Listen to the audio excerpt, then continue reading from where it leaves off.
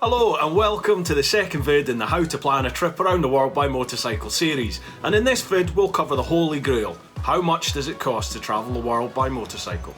So grab a brew, sit back and let's make your dreams a reality. Okay, in this vid we're going to cover the following topics, so if you're only interested in some of them, you can check out the timestamp in the description below and jump straight to whatever topic you like. So you want to travel the world. You've watched the first vid on how to plan a trip around the world by motorcycle, and now you want to know how much does it cost to travel around the world? Well, you've come to the right place then, as that's what this vid is all about. First off, a massive thank you to all the growing clan over on the Patreon page. You folks are a special breed and we're getting close to that first goal, so a huge thank you to each and every one of you for this incredible support. If you'd like to check it out folks, hit the link there. Next up, we've had a sudden jump in subscriber count this week and we're getting ever closer to that 10k target where I can give away this great prize from VisaCat. So, if you've not yet subscribed, smash that subscribe button, ring that bell and join the fun here at TeapotOne. Right then, let's get on with planning your dream then, shall we? First off, you've already worked out your rough route, so for this example, we'll just use this basic round the world journey. So, how far will you ride each day? How far can you manage? And what are you comfortable doing? What about sightseeing activities, stopovers in cities, friends, places of interest, all the things that you want to do? Confused already? No worries, we'll just take it step by step.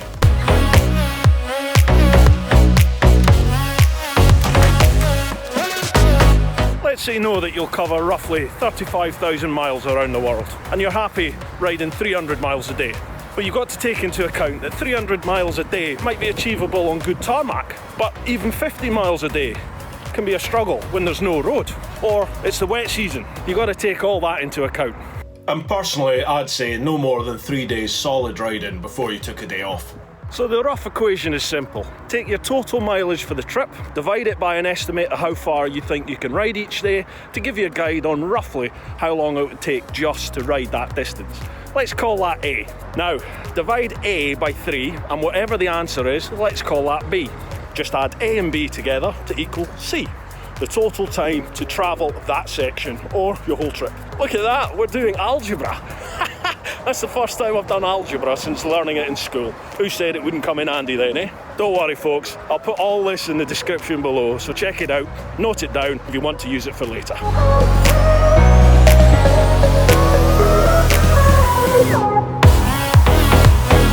Fancy seeing you here. See that over there? I can't raise my arm too much, sorry. That there, that's the old elephant house when all this area used to be a zoo a long time ago. Mega, isn't it?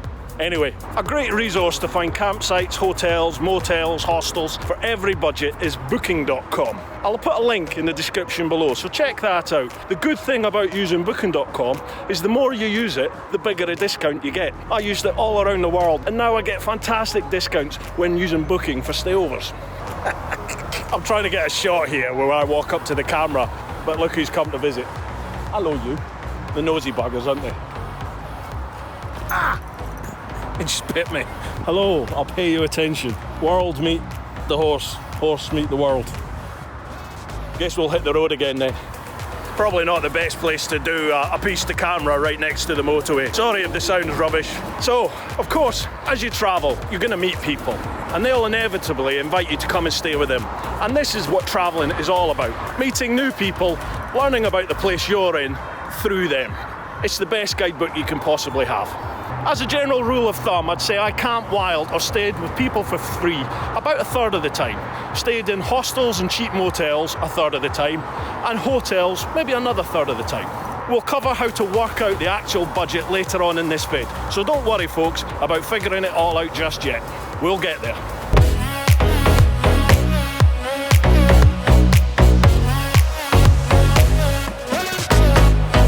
Now, diet. Starving yourself is never the best idea. And believe it or not, when I'm on the road myself, I'll normally miss breakfast, grab a sandwich or chocky bar in a fuel stop throughout the day, then eat a meal at night. It's not the healthiest option, I know, but it keeps the cash flow to a minimum. Another option is just to head straight for a market or supermarket and grab a loaf of bread, a pack of cheese and or some ham, a big bottle of water that you can replenish it from free stocks as you go, and maybe a slab of chocolate just to keep your energies up. You can live off that for 3 to 5 days easy. Camp wild or in cheap campsites, then head to a hostel or cheap motel every 3 or 4 days, get yourself a clean-up and a hearty meal.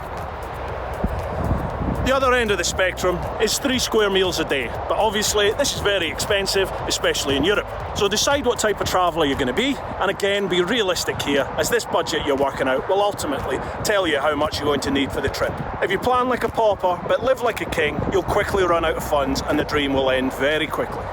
We'll cover how to actually work this budget out shortly in the vid, but if you can't wait, check out the description down below and use the timestamp to jump forward to the relevant section.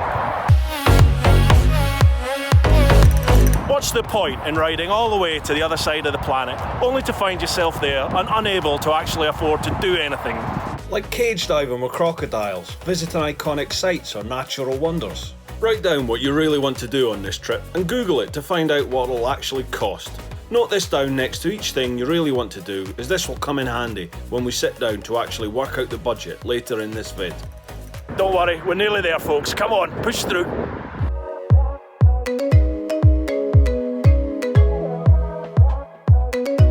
Vaccinations. Yep, you heard that right. You're going to need to get a host of jabs, tablets and potions in you if you're going to be travelling around the world. There's a load of nasty illnesses out there just waiting to greet you with open teeth. These dogs are going to eat me. Hello. Right, we'll try here. Aye, vaccinations. There's a load of nasty illnesses out there just waiting to greet you with open teeth. Take it from someone who knows, I got dengue fever whilst on the road in Indonesia, and it's not a pretty thing to go through. I leaked from both ends at one point. I didn't even have enough time to take my lid off. Your best bet is to go to your GP with a list of the countries you're going to be going to. Then they can work out what vaccinations you'll need.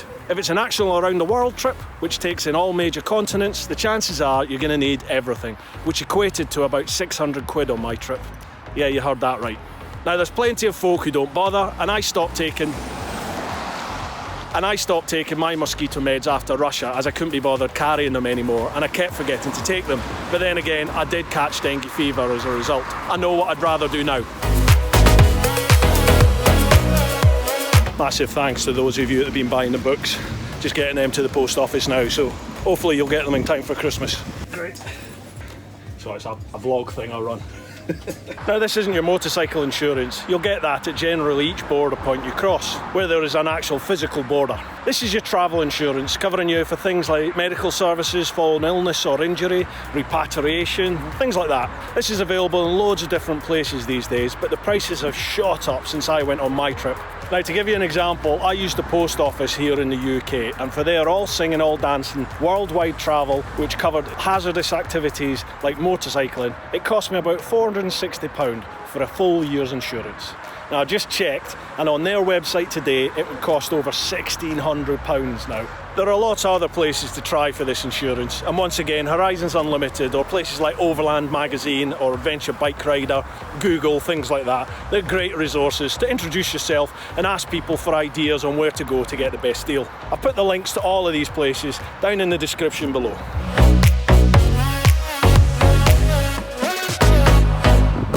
Guess the time lapse is over then. As I mentioned in the previous vid, when you get to a stretch of land or water that you can't ride across or you don't want to ride across, you've got two options: sea or air freight. Again, research is key here, things change all the time, but Google and Horizons Unlimited once again are your friends. Sea freight is certainly cheaper, but you need to weigh things up. How long will it take to ship by sea versus what will your living costs be during that time? A great first step is to visit Shipio Car and Motorcycle Shipping, shipio.com, and email them your plans, asking for ideas and costs involved. When emailing, ask to deal with a chap called David Wyborn. He's a top lad, incredibly knowledgeable, and he helped me out no end on my trip. So, for our trip here, we're going to have to cover sea freight of our bike from Dili in East Timor to Darwin, Australia, air freight from Sydney to Santiago, air freight across the Darien Gap, and air freight from New York to the UK. As a rough estimate, we're going to be looking at about £10,000 to cover the shipping.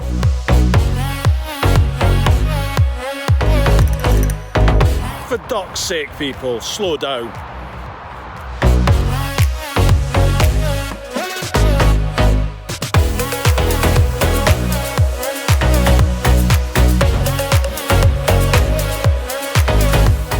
So how do you actually work out your budget then? It really does depend on where in the world you're going. So, for our trip here, we can see that about 3,500 miles will be through Europe. You can work out these mileages by just going to Google Maps and plotting your route in stages. For example, you could plot the European leg of the trip and get a rough idea of the mileage, note it down, then move on and do the Russian leg, note that down, and so on until you cover all your main legs of your trip. Keep a note of the different mileages safe, as you'll need them next. Each day on the trip, we'd need to finance fuel, food and drink and accommodation as an absolute basic. To work out our cost of fuel, we know that the rough distance of the trip is 35,000 miles. Divide that by a rough range of a tank, which is about 150 miles.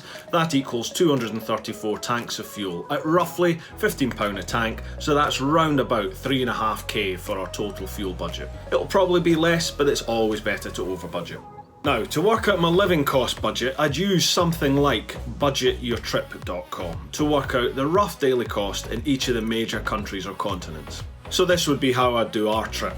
As a general guide, Europe is quite expensive. I'd allow for about £30 a day in Europe when living very cheaply. For this daily budget, you'll be staying in campsites or camping wild or living in very cheap hostels. Of course, you can eat more and stay in nicer places, but it will cost you more, don't forget that. You can live off a lot less than £30 a day in Europe too, but this figure will even out across the board over time. Now, remember that maths homework we did earlier? In this trip, we know we're doing 3,500 miles across Europe, and we're aiming to ride about 300 miles a day. So that's 3,500 miles divided by 300, which equals 12 days. A. 12 days divided by 3 equals 4 rest days. 12 plus 4 equals 16, which is C. So, 16 days to ride through Europe on this route at 300 miles a day and allowing 4 rest days to sightsee and explore cities and activities. If you don't think it's enough, then add to it accordingly. At £30 a day for food and campsites, that's 30 times 16, which equals 480, just to exist in Europe on your trip, let's say 500 quid. That doesn't allow for any excursions or luxuries in any shape or form. You're living on bread, cheese and water effectively. No real way to live, but it can be done. Realistically, you could double that as you're going to meet people and go places and do things, so let's just say £1,000 will cover the Europe stage. Next stage on our trip is into Russia, which is a land crossing. Again, research is key here, so head to Horizons Unlimited and look around the hub to see who has recently crossed the border and ask them what costs they had to face. Our trip is 7,000 miles across Russia to Vladivostok, and we're still aiming at 300 miles a day. So that's 7,000 divided by 300, which equals 24, A. 24 divided by 3 equals 8, B. 24 plus 8 equals 32 days to cross Russia, C. Using Budget Your Trip, we can see that the cheapest daily rate for Russia is £17 a day, so again I'd always err on the side of caution and ramp that up to £20. £20 times by 32 equals £640 for Russia. And we can do these calculations for all the major sections of our trip, as we see here. So, our total living costs for the trip for food and water and accommodation will be around about £7,000 just to exist on bare essentials, living mostly in campsites or camping wild, and living on bread, water, cheese and the odd meal. Realistically, we're talking 10k here, and more than likely 15k once you throw in activities, booze, socialising. I'd always at least double your initial living cost budget if you've never travelled like this before. It's always better to have too much money left halfway through your trip than suddenly just run out. I've been there. So far we've got fuel at £3,500, living costs at about £15,000, shipping at £10,000, travel insurance at about £1,600, vaccinations at £600. So already that's over £20,000 for your trip around the world by motorcycle. Of course you could do it a bit less if you really scrimped, and you could definitely do it on well over double that. I did. But this will give you an idea of what you need to take into account for a trip like this. Now remember, you still need to add the cost of your bike, camera equipment, your mobile phone bill, servicing, running costs of your bike, the carnet, local taxes at borders and these type of things too, not to mention any recurring costs you have at home, like mortgages, child maintenance and the like. So that 21k is realistically more like 25k before you even look at buying your bike, but 25k is certainly a doable budget for a round the world trip. So, what do you think? Is this more or less than you thought? Let me know your thoughts in the comments below, or if you've got your own thoughts about how to realistically budget for a trip, let us all know here by leaving a comment below. Don't forget to smash that subscribe button please folks, give this vid a like and share it with everyone you know, it really does help me out. If you really want to secure your place in a big biking cafe in the sky, check out the Patreon page and see if it's something you'd like to be involved with. Until next time folks, stay safe, enjoy, and live your life.